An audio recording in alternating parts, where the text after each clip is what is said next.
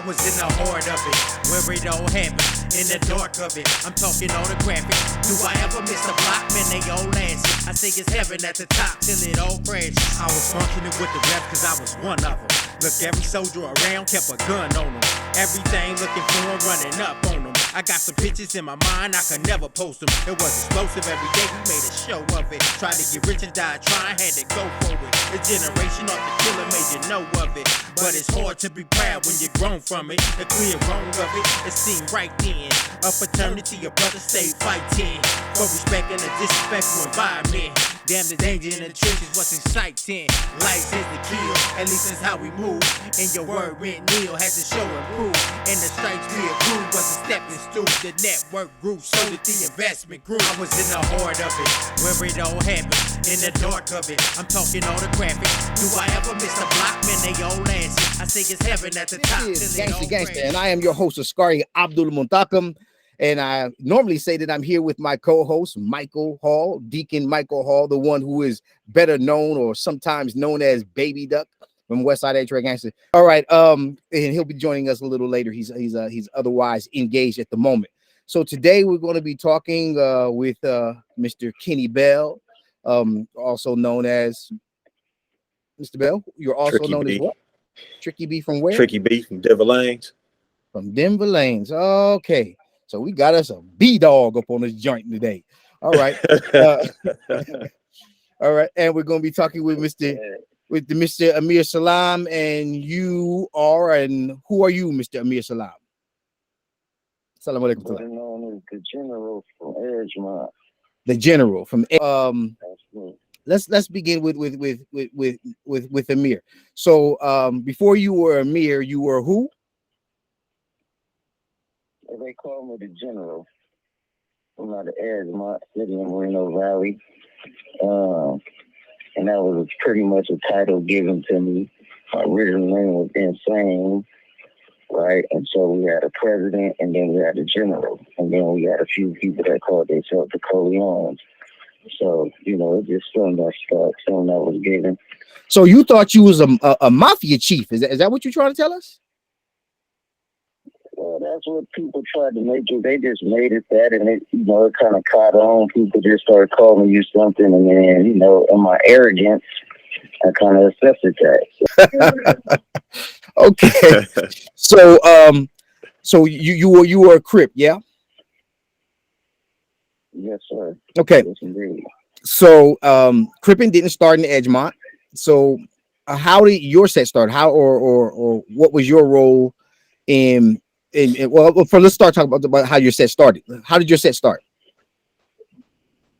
Well, I actually grew up on the east side of Riverside, right? Well, really the whole Riverside. Anywhere there was a ghetto, my mama stayed there. Really, my mom was from Nine Deuce Inglewood families, and my pops was from Nine Deuce Hoover, right? So, you know, my mom pushed us around from ghetto to ghetto.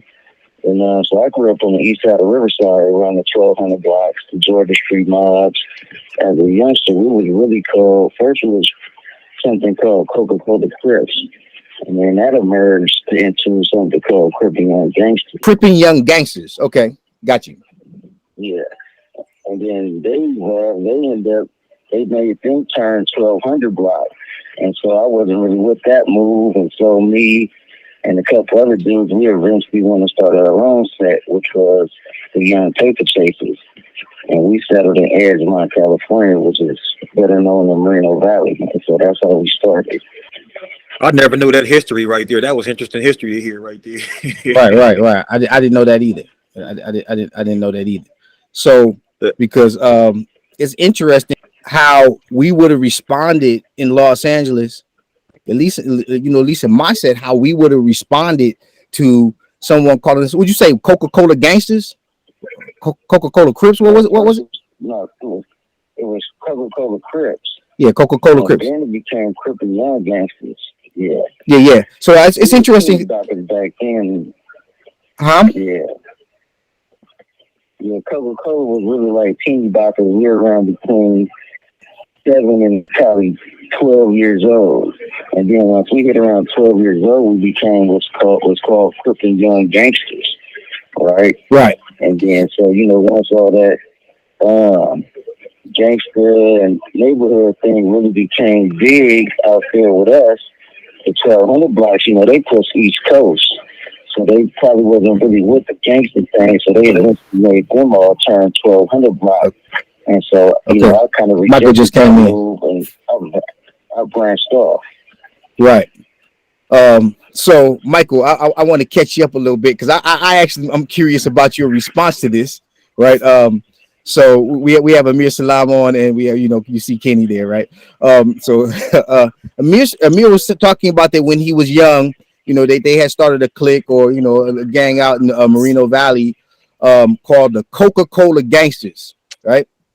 So no, Coca-Cola Crips. I'm sorry, Coca-Cola Crips, right? What would your response have been as Baby Duck to like hearing that, like, you know, in your heyday, hearing Coca-Cola Crips? My response to that would have been like, "That's a joke." Right. The Coca-Cola Crip. Right. Yeah, we would have been ready to run it. Yeah, we would have been ready to do something to them. The Coca-Cola Crip. Like you playing with Crippin'. And the thing is, so look at it. Hey, no, but these were like 12-year-old kids, right? They were doing. We were between like 7 years old and 12 years old at that time. They 7 to 12-year-olds. They just making stuff up, you know. That was like the late 80s. But that we were inside the liquor store and we could give that to the Coca-Cola cans and all that. It was crazy, but it was childish, you know. And I can understand the energy given. Like when you hear stuff like Disneyland Bloods and stuff of that nature, is like, okay, like it's really childish. There's more, you can't take it serious, right? So yeah. No, I'm saying that it's that I don't know if I don't want to say that it's arrogance that we had in LA. We did have an arrogance. Like LA just thought that we get to decide everything about everybody and whatever they're gonna do. But it's also now what we're doing is, as we're older, we're recognizing that many young people have done that same thing. This is the same theme that keeps repeating itself over and over and over again. Is that young people in these neighborhoods start making up their own cliques, and they have really nothing to do with you know, somebody else's thing. They just mimicking what's going on in their environment. And then you all later became the young would you say the young Crips, or what would you become later? We became Crip and Young Gangsters. Oh, Crip and Young Gangsters. Yeah. Okay. Yeah. Kenny wanted to say something. What was going on, Kenny? But just in regards to what you just said, I always felt like us as like the black gang members. Just give us a call back. Let the brother call back. No, he'll call back. We'll just because he can continue. But okay. when he yeah. But I never liked that somebody in you know, outside of LA could just pop up and say, oh yeah, we're a gang. Like we never had an officiating process like the Mexicans have. Like the Hispanics, like you a tagger for a little bit. That's your little wannabe stage, and then the Serenos like officiate your gang, and now y'all can come to the county jail and say we a gang, as opposed to, you know, some people that's way out in Moreno Valley just saying, oh yeah, we want to be Crips, or we want to be Disneyland Blood because our streets is named Goofy and whatever other cartoon character. So now it's like it's a messy officiating process because you just go to the county jail and you just heard about a new gang. Or you on a yard and they say, oh, well, this guy is from such and such, and we looking at this because we from LA, like, well, what the hell is that? Right. And nobody has no respect for it at all, period. And then they got to walk around hard, and you know, because they trying to prove themselves to us. But we have no officiating process to where it's like, hey, you know what? We gonna sanction y'all being Crips, or we gonna sanction y'all being Bloods. It's like the door just wide open for anybody to start a gang, and now they're a gang now. And I never liked that about us. As just our culture, like anybody could just start a gang and people just start getting jumped in, and now they're getting tattoos and they just choose a gang to beef with, and now that's who they are, and that's just bunk to me.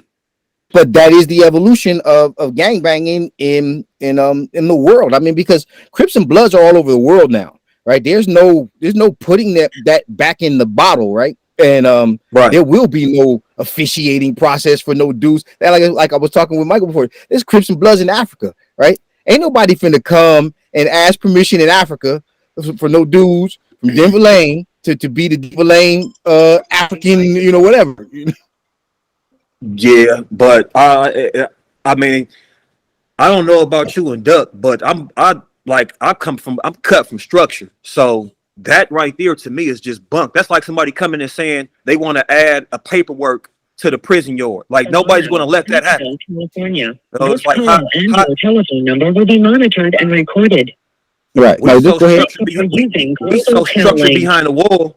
We structured behind the wall with that process. Like nobody could just walk on the yard and say, "Oh, I want to start a Blue Note number 2, or I want to start a UBN to the 10th power." Like we're not going to allow that to happen. But it's just okay for somebody on the streets to say, "Oh, yeah, I live in Hawthorne and I want to start Hawthorne Thug Family. Oh yeah, and by the way, we're gonna run with the gangster card."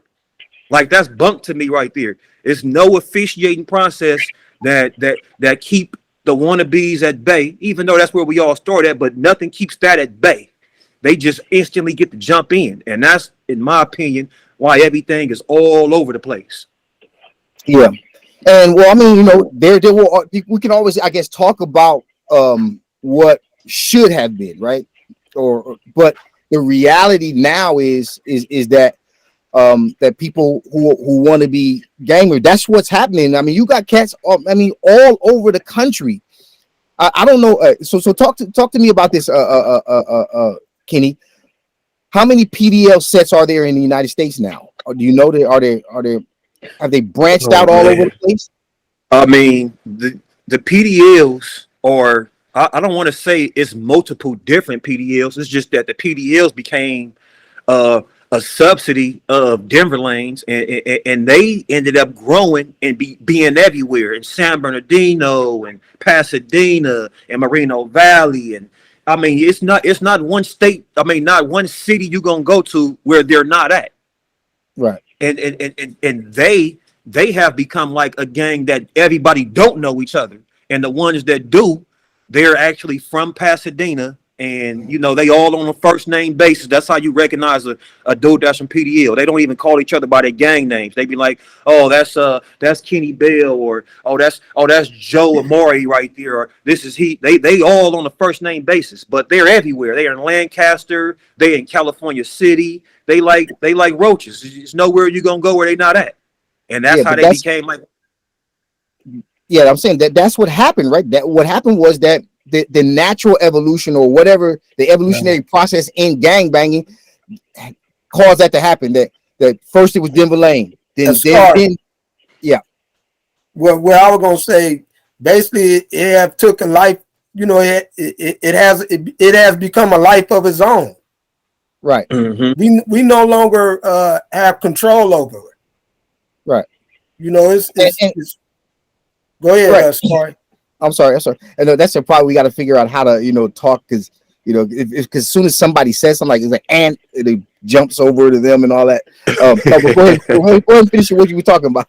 No, I like what Duck just said, because it took on a life of its own, and it lost control. It lost control. Like, if we was to all like just be sitting down talking, and I'm just like, I started gang banging because it made me feel accepted. It made me feel like I belonged. It gave me like different brothers and cousins and father figures, and it gave me multiple mothers, and it just. But the biggest thing is it made me feel belong, like I belong to something, as opposed to feeling empty inside. Like whatever it is that felt empty, this filled it. Like it filled it like a cup of water. But now, Amir Salam, was that your experience as well? Or you tell us about why did you become a gang member? Well, for me, it was more of the culture, right? Because, of course, my mama was a gang member, my daddy was a gang member. Everybody I pretty much encountered, from my mom and selling drugs and, going to prison and stuff of that nature, was people who lived that type of culture. So it wasn't really about the camaraderie, right? Because we grew up fighting each other, right? It was just a lifestyle that we inherited, a type of a subculture, so to speak. And it's no different from a person from California saying they're a Dallas Cowboys fan, or, a team that's totally on to where we actually be at. It's more of we accept that culture or that color or that symbol, and we take it on for ourselves, right? Because even when we switch up, when I seen the change with the CYGs, I'm like, okay, well, y'all just got to become 1,200 Black Coast. Like, hold up, I'm not from East Coast. East Coast is the LA thing. I'm cool. I'd rather stick with my dudes out this way, and we just do what we do, and eventually that even formed into another gang, right? And so we found that something was more on the principle where I don't want to be a Crip or I don't want to be a Blood. I want to start my own thing, but it was all the same. In reality, it was all the same. It was just a whole that culture, making that culture your own and putting your own stamp on it, right? And then even still was like not the camaraderie, because at the end of the day, we still fight and shoot at each other. So it's just, I believe we did what we felt was socially acceptable and the social norm, and we took it on thinking we changed something, but in actuality, it's the same thing. Right. And that's one of the things that I kind of find to be true, is that gangbanging is at its core gangbanging wherever you find it in the United States. However they started, you know, because they got places that they bang, and they're not Crips and Bloods, right? But they, you know, they can call it what they want. There are people who actually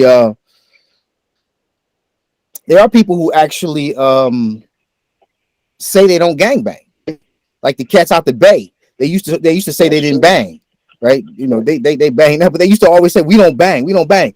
But you did everything we did, you just called it something else.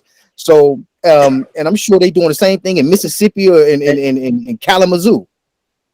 Excuse me, Ascari. Sure. Right.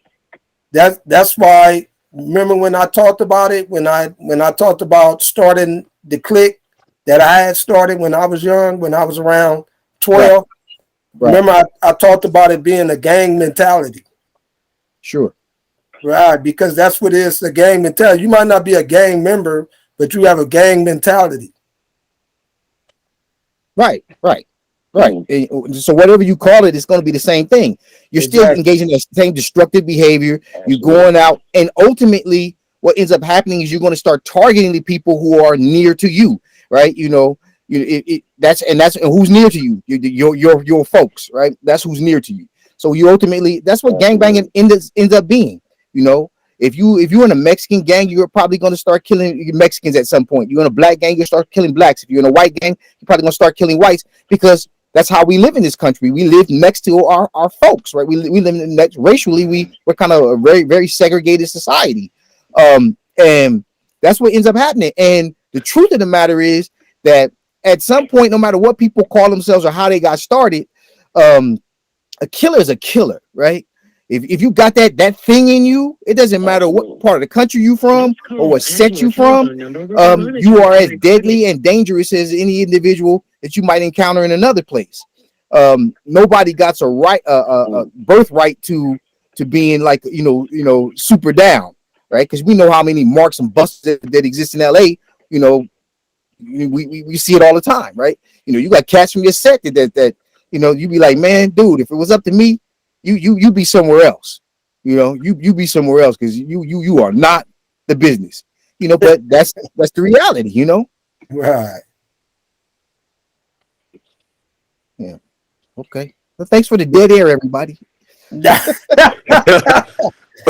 was kind of like a mic drop, though. Yeah, that was a mic drop. I couldn't add nothing to that right there. We had to let that play out. It is like that. It's people take on these personas, right? And then he always was able to understand and identify people that was doing too much, that was doing it for the show, right? Because I came to, like, I'm here because I got to sell dope, so I'm going to hang right here, right? So we calling this area ours. But yet and still, it was people from everywhere. You had Monster. Monster was over there with us in Edgemont, right? You had Who was over there. You had dudes from Shotgun, Payback. You had all these dudes that we was around.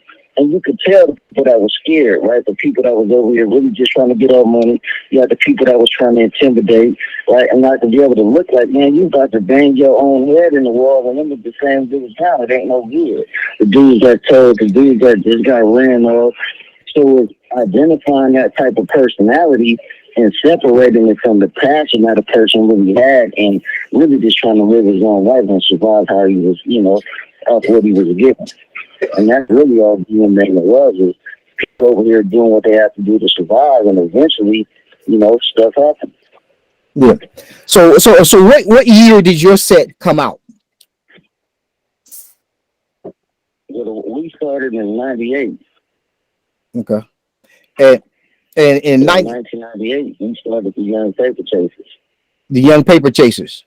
That was the predecessors to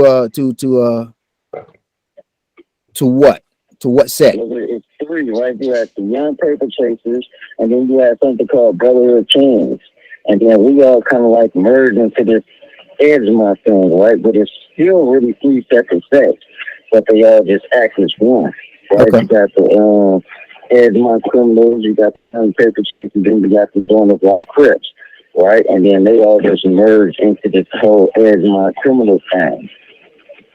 But in actuality, it's still three separate sets. So what role did the Hoovers have in starting or being part of starting Edgemont? They didn't have no role. No role? The Hoovers didn't have no role in setting and starting Edgemont, right? Edgemont Criminals was Edgemont Criminals by themselves. Now the YPCs is something different because Tiny Zoe, rest in peace, from Lion Deuce Hoover, ended up getting killed by the police. Tiny Zoe's brother, Big Perez, who was called himself the president, he originally came from out of 5-5 neighborhood, which is where he was Little Mo, right? So Tiny Zoe, when he got out, he was hanging with us. Then my uncle, Lil Zoe from Lion Deuce, he was over there. So the Hoovers really hung with the YPC because that was like family, right? So they didn't have no part.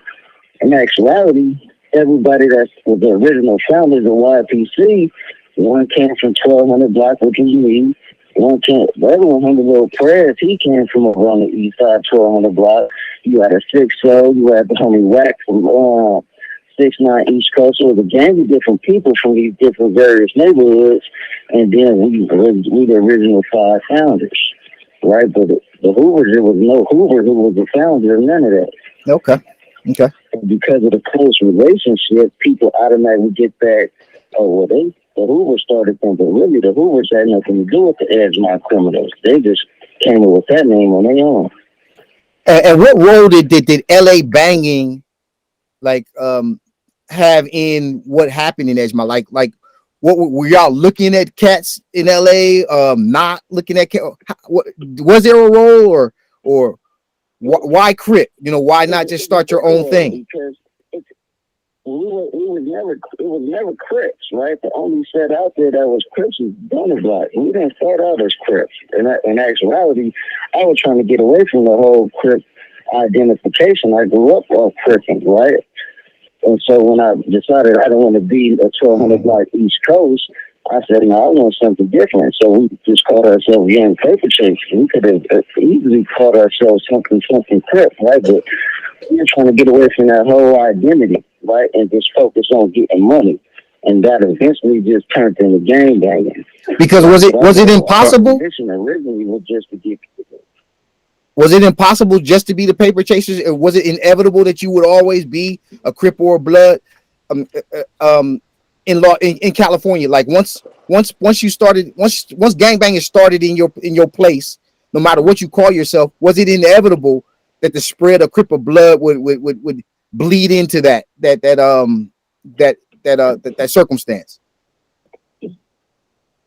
You could say that, but I think again it's just the culture because again the Hoovers had already branched off, right? They wasn't too much Crip in the first. Like my pops, they still say they Crips, right? They still were Crip, but I got a question I want to. The Bloods in Edgemont, right? And you had a vast majority of Crips in Edgemont, so it was easier for us to say, well, we just over here getting this money because everybody, and then we were surrounded by Crips and Bloods, so it was more like they accepted us as. You have 60 seconds remaining.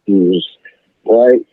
Monster and they called us nephew, right? Monster, we was all their nephews, so they just looked at us like nephew with a homies. But so you telling me y'all didn't look up the Monster? Hey, are you telling me y'all didn't look up the Monster? Okay. Well, don't try to act like there was no influence, because yeah, I'm not saying we didn't. We looked up for sure. That's what I'm saying. We looked up to everybody, the Bloods, the Crips. This call and your telephone Monster was an entirely different animal. Yeah, we wasn't identifying ourselves as either Bloods or Crips. Right. So we were trying to keep our own individuality and just being capable. Of course, we looked up to, we love them dudes, right? So, yeah. So I'm saying that influence, and they love that, right? Because they loved us. They made sure nobody. Okay. So, all right, Kenny. When he comes back, I know, because you have a question for him, right? Or do you have a I mean, because it's just something that I just know from a kid growing up. Like, kids that don't gangbang, especially like if you didn't grow up in a blood neighborhood, like one of your favorite go-to words out your mouth is "cuz." It don't matter. Like, if you don't gangbang, you automatically just start saying "cuz" if you don't grow up in the blood neighborhood. And I wanted to ask him about that, because I want to ask you about that. What happens when you grow up in a blood neighborhood and you came from, because you know how in the LA is, you move around. So what happens if you grow up in a blood neighborhood and you just cousin, because not because you was a Crip, but just because you just cousin? Well, how quickly are you gonna stop that over there in your spot? That's like that's like me cursing in front of my great grandmother. That's a don't do. It's just something that's just not gonna happen. It's not going to happen. Period. So that come out your mouth once. Yeah, that's gonna come out your mouth once. That's a don't do. It's just a don't do. That's, like I said, it's like cursing to my great grandmother, because it's just we know that's something that we don't do. But my experience from like being in the 6th grade, even in 5th grade, is and we're not even gangbangers at this point. We just kind of like turned on by what's around us.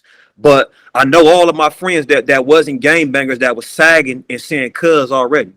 And you always, like, even if I'm in the pen or I go to the county jail or in juvenile hall, you can hear somebody say "cuz" and they're not a gangbanger.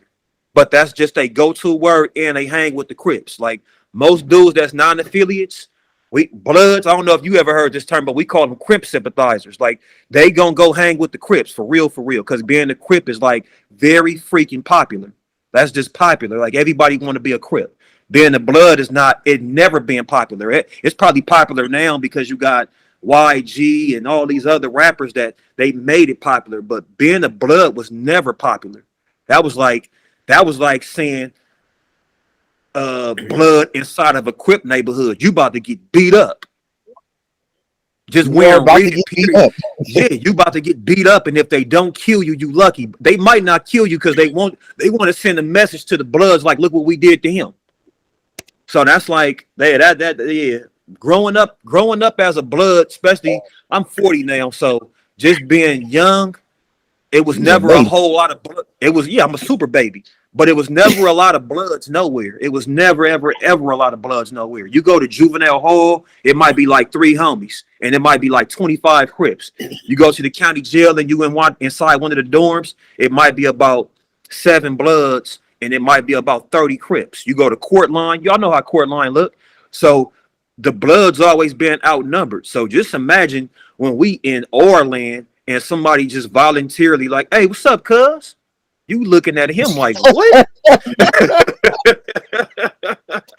Hey, so Michael, I'm calling to mind because what he's saying is true, right? You know that in our era, like, Bloods were so few, but the reality is that those dudes had to be down. Those dudes were down. Like, you banged against the Bloods when you was in jail. Like, them dudes was down dudes. Like, them dudes was like because there was only a couple of them. Like, when I was in the Y, I mean, I'm still tight with you cats, man, from back then, because them dudes was down for grits and eggs because they ain't had no choice. They like we would be on a cottage with maybe 30 Crips and 2 Bloods, right? And they'll drop them off, and it be going down, Jack, and we have to stay down. And Michael, I'm sure your experience would be very similar because when they're using the county and all that stuff going through and using first in the pen, there couldn't have been that many because there wasn't that many. They're everywhere now, but they was like, yeah, for me, with my experience, like you said, Ascari, it wasn't a lot of bloods. Those that was representing blood, like you said, you had to give them credit because at that time it was very unpopular to be a blood. Nowadays, it's popular to be a blood. I've been on yards where it's equal as far as blood and Crips, or maybe it might be even a little more bloods than it is Crips. So it became way more popular now. Super unheard of. But I want to go back to the other issue we was talking about when we was talking about the cliques and how they fall up on the blood or Crip or whatever. A lot of times where that happened at is in jail, when they come to jail. Because when you come to jail, you have to fall up under something. Jail is a different environment than the streets is. The streets is big. You could be who you want to be on them streets. But when you come to jail it become more narrow. And now you got to fall up under something because you ain't a big clique. You a small clique. And if the Crips get on you, you done. If the Bloods get on you, you done. So you're going to have to align yourself with one of those sides. And that's how a lot of those little cliques become Crip or Blood. It start for them in prison or in jail. That makes sense. That makes perfect sense. Super agreed. Just to piggyback off of what he said, I know a few Valley gangs that when they came to prison, they instantly fell up underneath the gangster code. And I don't know what made the gangster code accept most of the Crips from the Valley, but I do know most of the Valley Crips, they fall right up underneath the gangster code. Maybe you could explain that to me, Doug, but I know specifically the Valley Crips fall up underneath y'all. Even the Altadena blocks fall up underneath y'all. Most Crips that's not from Los Angeles, they instantly, I don't know how it happened or the history behind it, but they instantly got accepted by the gangster corps. And I look at the gangster corps like, hey, Trey gangsters, y'all are the gangster corps. So how did the Valley Crips just instantly get accepted by y'all? Because y'all ended up having their back everywhere. And when they come, they hang with y'all on the yard. Well, I really can't say how that happened, but what I believe is because the larger gangs that's in the Valley are gangsters, like the OBGs. They gangsters, and they one of the largest gangs in the Valley. So I believe those other gangs follow behind them, and that's why they might become gangsters, as well as Altadena block.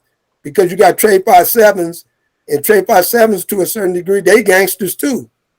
They got the SBG, the Centown gangsters, right, exactly.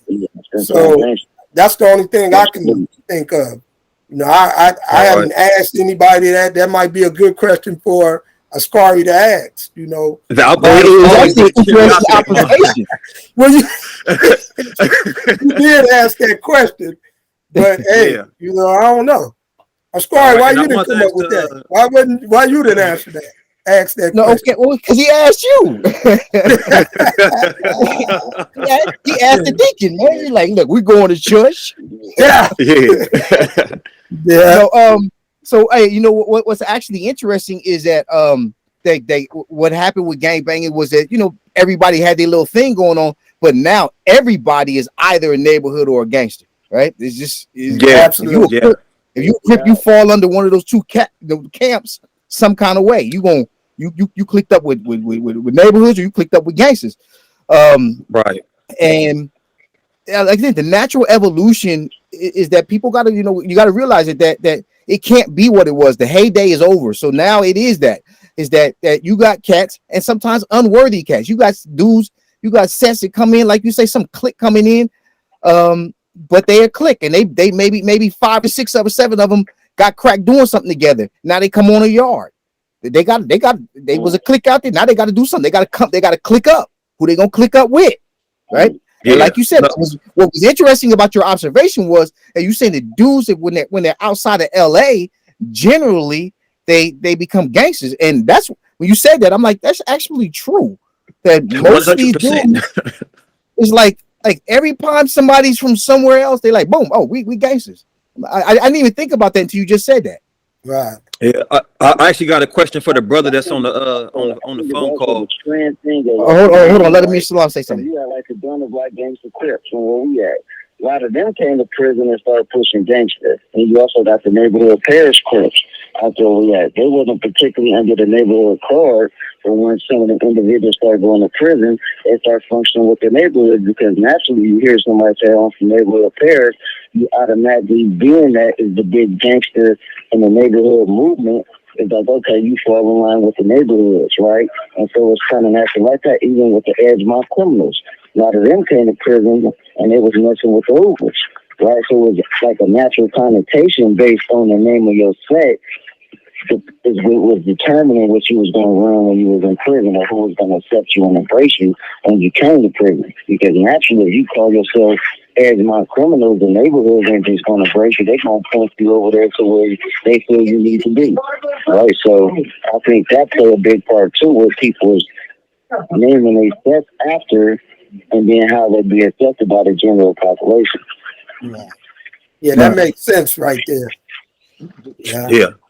Totally agree. Hey, sorry. You should go outside. Michael, you should go outside so you can get some better lighting because we can't see you. Is it cold outside? It's not cold outside, but I really don't want to go outside because it'd be a lot of stuff going on outside. Oh, yeah, a lot of jack. Yeah, okay. A lot of noise and people coming, talking, and all of this stuff. So right. Okay, good. All right, Scary, I want to ask the brother on the call a question. People, right, coming to Cinnamella back in like 2004, but he was pushing with the gangsters. But he's from a whole another state, right? But being that you was calling yourself a gangster disciple, you automatically filled in with the gangster club. Yeah. They actually when I was in YA, they actually hung out with Bloods because of the it was weird. And then they because of the because of Black P Stones, they actually hung out with Bloods when I was in YA. When the dudes from Chicago came out here, and they got caught up when they would come out and boom. Yeah. What you say? No, I wanted to ask the brother on the call a question. His phone had hung up when I was about to ask it, but I wanted to ask him, was he saying cuz before he started gang banging? Interesting. Yeah, I grew up saying cuz. Well, you know, his mom his mom and pops was Crips. My mom was yeah, Crips. I mean, my mom and dad is Crips too, but I specifically wanted to ask him that. Oh, that's right. Hey, so y'all both got fathers that was from Groove.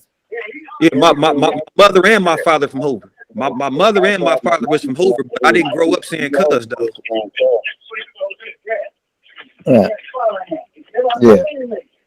I say that again, Miss Locke, because I'm sure that because your audio is much lower than everybody else's, so the way the program works, it'll step on your audio. I always grew up saying cuz. As far as I can remember, 4, 5, 6, 7 years old, it was always cuz because Riverside County don't got no blood sets, right? So outside of my mama being from Inglewood family and certain dudes, you know, you already heard anybody's blood, right? So and when they did, it was automatically, you know, they surrounded by Crips. So anytime you heard somebody say blood, you knew it was going down, right? So yeah, we automatically, it was blood. Everybody where I'm at, we were saying cuz. right. Yeah, that right there was the observation I was giving y'all earlier when we had got off the phone. Like, I mean, I know sometimes like your surrounding area where you grew up at, like, you can have influence over what's coming out of your mouth. But in my opinion, and a lot of my observation growing up, like everybody I know that did not grow up in the blood hood, and it don't even matter if you grew up in the valley and there wasn't no Bloods or Crips around, you still ended up saying cuz, because that was just like the go-to word to say because it was cute and popular. Well, interestingly enough, you know, all the Crips in the original Crips used to say blood, right? They were saying dog. I know that. No, it's original. I'm saying original, like way back in the 70s. Like the Crips used to say blood because blood just meant like, like blood brother, right? So people used to say blood all the time. Yeah, that's actually interesting. We get somebody on from that generation to talk about that, because that's another interesting thing. How those things. But I wanted to talk about this because when you were talking earlier, I remember there was a time when hearing blood, right, would make you like, like you just heard somebody say blood, you'd be like, it's just like your whole body would just go crazy. Like, what you mean? Like, so I want to talk about that. That emotionality that we have associated with words, right? If you hear crab or slob, right? Even today, right? Or tramp, you hear stuff like that today, even today. And even though, you've evolved into another place, you can still be like, it's not going to make you feel that thing, but you actually take note of it, right? If you hear somebody say one of those words, right, you be like, oh, it kind of, you have to think about it. It disturbs you, man. Like I remember when I heard Cuz growing up, I instantly felt threatened, like something was about to happen to me. Like, I don't know if he an enemy, I don't know if he got a gun, but I know I'm a blood, he a Crip, and I know for a fact this ain't about to end well. But furthermore, like when I heard groove, it was like somebody was sticking a screwdriver in my brain, like it hurted my feelings. Just to hear the word groove, it did something like to me that I'm talking about today, even bagged up, I still don't like even hearing the word. And my mother and father is Hoovers, but I just can't stand the word. Like it just something psychologically like happened to us growing up to where it's just I can't get mad at the Russians and Ukrainians because they feel what we talking about right now. Like just this dude saying, "What's up, Groove?" I hate him. I don't even know you, but I hate you. Like I don't not dislike you. The hate is a powerful word, and I hate you just for you being associated with that. And that's just something that coming up as a child, just like my grandmother is a Democrat, I ended up being a Democrat. So those ended up being enemies of my friends. So now they my lifetime enemies. Even if I could shake a dude from Hoover hand now, but eventually I'm like, yeah, I'm probably not gonna be long-term friends with you though. And that's not right. It's not right of me to think that way, but I'm just being honest. No, you have to be honest. Because that's one of the things we talk about here on Gangsta-Gangsta is that this lifestyle does something to us, right? You can recognize as an intelligent human being that's not logical, right? That you not gangbanging, you're no longer involved, but you're triggered by the notion that this individual is associated with some other gang that I mean, it's not logical, but that's what happens to us, right? We actually hear words or certain things trigger us because that's what triggered us when we were children or when we was coming up in this thing, because we were actually adults when we lived, but we came up in this thing, and for so many years we were engaging in that stuff, and it actually triggers you. So you hear words, you see people. I mean, driving through certain neighborhoods, I literally when I'm in LA and I'm driving through certain neighborhoods, I'm triggered. I'm literally like, okay, I'm hoping. I'm in my mind. I know it's not logical, but I'm saying, okay, I hope don't nothing go down. Nobody trip on me or something. Right. I actually want to bring this up to you and Duck, that like me as a kid, and I'm pretty sure, I don't know if you guys have the same experience, but you guys remember when like Banging on Wax was coming out, like the first Banging on Wax tape? Yeah. Okay, so when Banging on Wax came out, they had the Bloods on one side and the Crips on the other side. And most of us that was gang members, we kind of snuck to the other side of the tape just to see what they was talking about. And like just eventually we recorded the Blood side on the Crip side because we didn't want to hear it no more. But now that I'm older, I could even see like this was like a brainwashing process because we were saying blood and crab and this hood right here and just it like I remember my grandparents and my mother telling me to like do the blood walk in the 6th grade to whatever music came on the radio. Like it was a fab to be a gang member, and it was like a fab to say disrespectful words that disrespected other sets. So when we came up, that was like a regular thing right there, saying blood and wearing Pendletons and wearing Chucks and crossing stuff out on the wall and writing in your school books. And if you see a dude with blue on, it's like you instantly associate him with the other side. But the music, I'm bringing this up to talk about the music.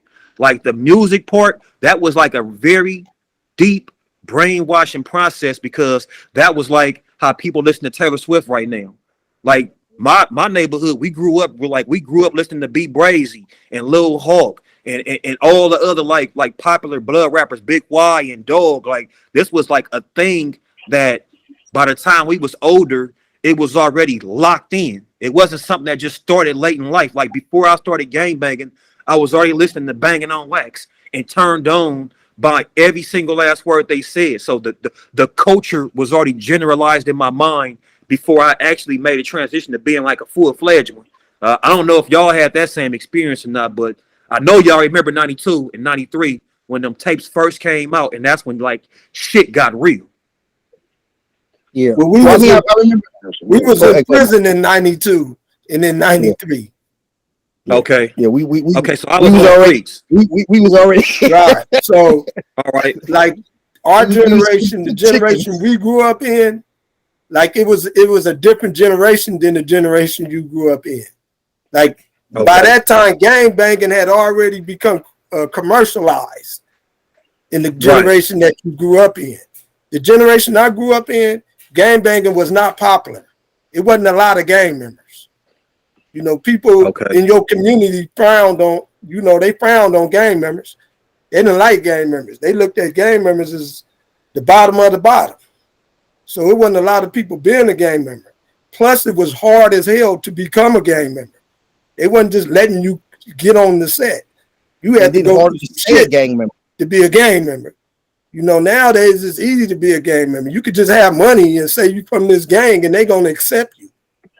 You know, so a lot, we talking about different generations, so we have to, when we talk about this stuff, we have to talk about, the different generations, because different things happen in different generations. It's just like the generation we in right now. The generation we in right now is like alien to me. This type of stuff I wouldn't even been a part of. It's so removed from what I was a part of. Right. Yeah, that's one of the things that I talk about. Like, our generation, we actually believed in. I was talking about I used that phrase before. We were true believers. So we actually believed in the set to the point, and particularly we was from H-Track Gangster. Like you said, the reality is this: that if you're a gangster, H-Track Gangsta has always been the model of being a gangster, right? And then we had the Four Trays with us, Broadway and OVGs, like those were also homies that were there, and there were many homies in their sets that also had that same level of modeling, but H-Track Gangsta as a set has always been the model, and we believed that. We actually believed it. That's why we went so hard and went crazy, and the reality is that you can't think of gangster, like being part of our culture, and like you can't think of gangsters and not know that H-Track Gangsta was the model of gangsterism, right? And because they were not known for anything else other than like you mess with them dudes and they what they gonna give you is a funeral. Period. Right? They don't got nothing else. The dudes don't do nothing else. Right? Everybody else had other things going on. Like they maybe they had dope dealers, or they was producing kingpins and all that other stuff. Even other gangsters, right? But H-Track Gangsta, they ain't produced nothing but maniacs. Right? That people like, oh, them dudes right there, man. You better leave them dudes alone, right? Because they will give you the funk, right? And 6-0s, of course, like even though they had other stuff going on, they matched our energy, right? Like they was like matching our energy with that stuff. So it was a crazy time. But like again, it was you couldn't just be from a set and you couldn't stay on the set. They don't kick dudes off sets now. I mean, you look at a prison yard and look at what happens on the prison yards when dudes do things wrong. I mean, like it's like, okay, I mean, it's crazy. I mean, some of the stuff that they are even allowed to do. We would kick a dude off the set for walking on the yard with shower shoes at some point.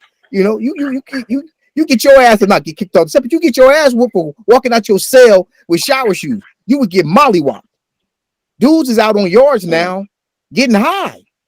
You know, they shooting and sniffing heroin on yards now. Right? So it's entirely different. It's just spiced out. Like, we wouldn't even allow you to smoke that. Like we'd have kicked you off the set for even smoking that stuff at some point.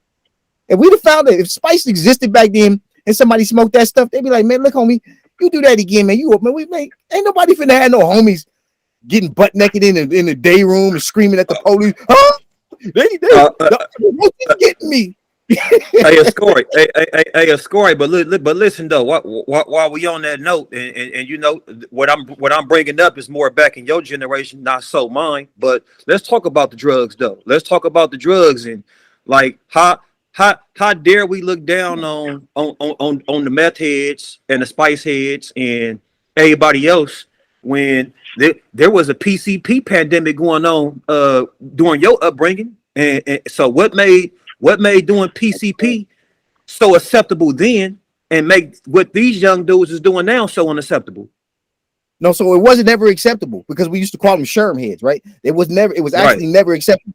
When the homies was on Sherm, you like, oh man, homie on Sherm head. The homie on Sherm, man, he Shermed out, right? You know, it wasn't acceptable. It was just that it was a part of the culture. It was a part of the culture, right. Okay. It was just a part of the culture. That started before the gang banging. When you had angel dust and those type of things that people was getting high off of. Yeah. So it just was a part of the culture. I'm more so asking this because, like, you know, I could take any given day and just take a walk down Figueroa and look at, you know, the older generation, the generation that came before mine and maybe a generation above them, and look at these guys and we just call them smokers now. And I'm not saying it to be disrespectful, but we call them smokers. And they all either do dope or they done transition to meth now. And it's an epidemic now that done changed how the streets operate. It done changed how the police operate with the streets. It done changed behind the walls because we done all seen how, you know, the biggest names on the yard done rolled it up because they was having an episode off of meth. Like the drug epidemic done changed our whole culture because it's not just meth, it's not just the PCP, it's Molly's, it's the lean, it's the Percocets, it's the drugs done became like a major part of this lifestyle that we so-called was living or are living. It's something that it's been a game changer. Because you're not even popular now amongst the young crowd unless you are doing drugs. I don't know how that was in your generation. Like, even when I was coming up, we'd only smoked weed and we drunk Thunderbird. But anything outside of that was just unheard of. And if somebody was doing something, they was doing it in the cut with their friends. But this generation is driven off of drugs now. Like, drugs done took over all the way. Some dudes in they prime of game banging when they high off of drugs. They not scared of nobody. They walking they hardest. They popping they hardest up out their mouthpiece. They highly influential. So drugs just is that's what it is right now. There's no way we got this conversation without bringing up drugs. Okay, now let me talk about this because this is a contribution that Monster Cody made to this conversation here. Because I asked him about that, right? I actually asked him. I said, because you know, Monster, like he had book deals, he had movie deals, he had just stuff going on. And I just asked him straight up. I said, bro, man, what all this you got going on, homie? Why are you doing these drugs like this, man? Why are you still on these drugs, right? And he said, J Mouse, let me tell you something, homie. He said, all the dudes I done killed, he said, I see them. He said, I see them all the time. I see them when I close my eye. I see them, right? He said, and so I do these drugs, right, to kind of keep my sanity. He said, I'm not giving them up, man. I mean, it's like if it's too much, right? And it was around around that line, right? That he told me, and it got me to thinking, right? It really got me to thinking, like, wow, because Monster Cody came, and now we're talking about that generational thing that Baby Duck was talking about a minute ago. Monster Cody came from a different generation, right? We don't understand or appreciate what them dudes did. Like that generation was off the chain, right? Right? Them dudes was like off the chain, and the generation above him even them dudes was off the chain, man. They were things that we only aspire to be, right? And yeah, they old dudes now, and you see them now. There's no possible way if you don't know who they were could even imagine what they were. But them dudes were giants in that gangbanging thing, right? And they were absolutely brutal human beings, right? And that kind of brutality does something to you, right? So that's why you see like the older generation of gang members, and I don't know if this is true across the country, but certainly in Los Angeles, like a good high percentage of them are either now or have been addicted to some kind of substance, right? Because there's a trauma that goes along with being a gang member, homie. Let me make a couple of points, J Mouse. Sure. When you say aspire to be as a gang member, yeah, you aspire to be like those guys was as a gang member. Exactly. As a gang member, yes. Also, I want to make a point. Yeah, you're right.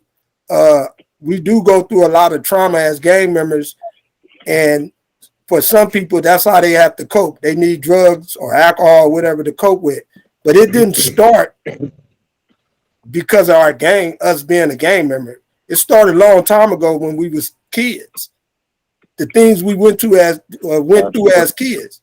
The same reason that we started gang banging, we started using drugs, we started drinking alcohol for those same reasons. Because I learned that about myself. When I started gang banging and when I started using drugs and when I started drinking, it all started around the same time, And it's because of the trauma we experienced in our childhood. It's because of the needs that wasn't getting met in our childhood, that we felt that we wasn't happy about who we was. So we needed this drug or we needed this drink, to make us feel better about ourselves. We needed this gang to make us feel better about ourselves.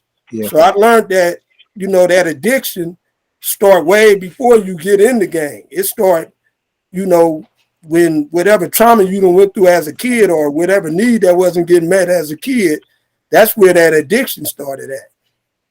Right. So Amir Salam, what do you say about that? Like the question that Kenny brought up was about that now this younger generation, it is actually, because in my generation, actually drug addiction was looked down on. Like people didn't, if you were addicted to drugs, people were like, he's a this. They had a name for you. They would call you a basehead. They would call you this, whatever. Now, like he said, now you're the outsider if you don't get high. So what do you say about that? That's true. Well, growing up for us, it was always, we looked down on the crackhead, right? We looked down on the meth head, which was mostly Hispanics, the heroin shooters, but for us, it was PCP. And even PCP, when I first started looking at it, like, don't nobody want to be no Charmaine, right? But again, it was the older culture. So once you got to hanging with the older people that was out there really putting in work, it's like, okay, we smoking Charmaine, right? First time I went and really put in some real work, it was hit this, right? And then we was smoking Charm, right? So it was, to me, in my mentality, it was like, okay, we don't do nothing white, but the exception was Charm. Like anything else, because Charm, you wasn't going to go sell your mama cereal and doing all this other stuff. So we looked at that as justifiable for a person that was out there smoking Charm. But if you was doing meth or smoking crack or shooting up heroin, we looked down on you. You have 60 seconds remaining. But us, they never understood why we were smoking PCP, but it's like he said, man, you out here doing all this horrendous stuff, man, you gonna smoke that water and it's like it's nothing. right? And then it was like the people when we came on the scene, everybody was afraid of us. So it was kind of like that kind of blended into a whole nother subculture within the culture that we was already living. So it was kind of like a different type of hierarchy, so to speak, a ritual. Yeah. Right. That makes sense. So Michael, from the other people, but we still look down on the. You can't have a homie coming to pen and he's doing crystal and being in debt and getting high off spice and flipping out because it's like, well, what are you doing? Right? It's different type of classifications for the drugs you're doing. Now you can get high, or you can pop an X pill, as long as you don't do nothing weird and you really acting like you. Yeah. I was in the heart of it, man. I was in the heart of it, where it all happened, in the dark of it. I'm talking all the graphics. Do I ever miss a block? Man, they all asses. I think it's heaven at the top till it all crashes.